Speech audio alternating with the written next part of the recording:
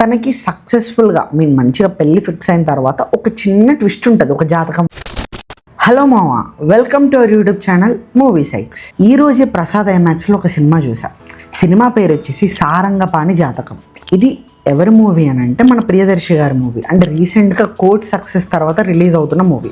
యాక్చువల్గా ఇది కోర్టుకి ముందే రిలీజ్ అవ్వాల్సిన మూవీ, కానీ డీలే అవుతూ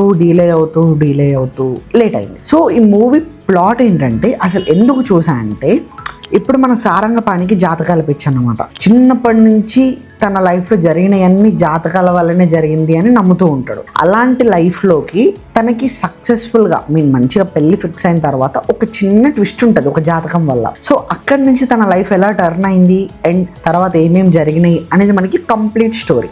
ఇందులో నేను పర్ఫార్మెన్స్ వైజ్గా ఫస్ట్ మాట్లాడితే, నాకు మెయిన్ అనిపించింది ప్రియదర్శి గారు అండ్ వెన్నెల కిషోర్ గారు అండ్ మనకి వైవహర్ష గారు ఉన్నారు అండ్ మనకి శ్రీనివాస్ గారు కూడా ఉన్నారు. అందరూ మనకి చాలా బాగా చేశారు. లైక్ ఎలా అంటే వాళ్ళకి ఇచ్చిన రోల్స్లో పర్ఫెక్ట్. అసలు వైవహర్ష గారు సెకండ్ హాఫ్లో ఎంటర్ అయినా కూడా క్రేజీ ఉంది క్యారెక్టర్ అయితే. చాలా బాగుంది తెలుసా. అండ్ ఇదొక out and out comedy entertainer అని చెప్తా. స్టోరీ ప్లాట్ చాలా సింపుల్ ఉంటుంది మామ. అది ఎలా జరిగింది అని చూపిస్తారు కదా, అది చాలా బాగుంది. లైక్ మనకి మ్యూజిక్ బాగుంది అండ్ మనకి వివేక్ సాగర్ అయితే చాలా బాగా ఇచ్చాడు మ్యూజిక్.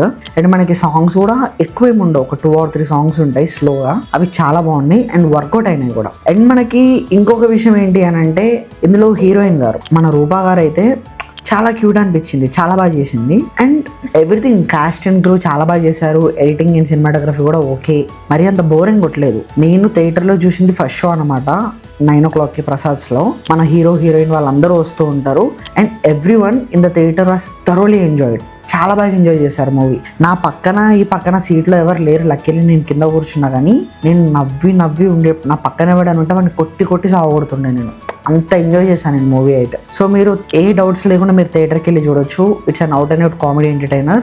అండ్ మీరు వెళ్ళండి, మీరు ఇంకొక 10 మందికి చెప్పండి. మోస్ట్లీ ఇది అండర్ రేటెడ్ మూవీ లాగా మిగిలిపోవచ్చు, తెలీదు. సో మూవీ అయితే బాగుంది, మీరు ఎంకరేజ్ చేయొచ్చు. ఇలాంటి రివ్యూస్, సజెషన్స్ అండ్ అప్డేట్స్ ఇంకా కావాలి అనుకుంటే మన ఛానల్ని సబ్స్క్రైబ్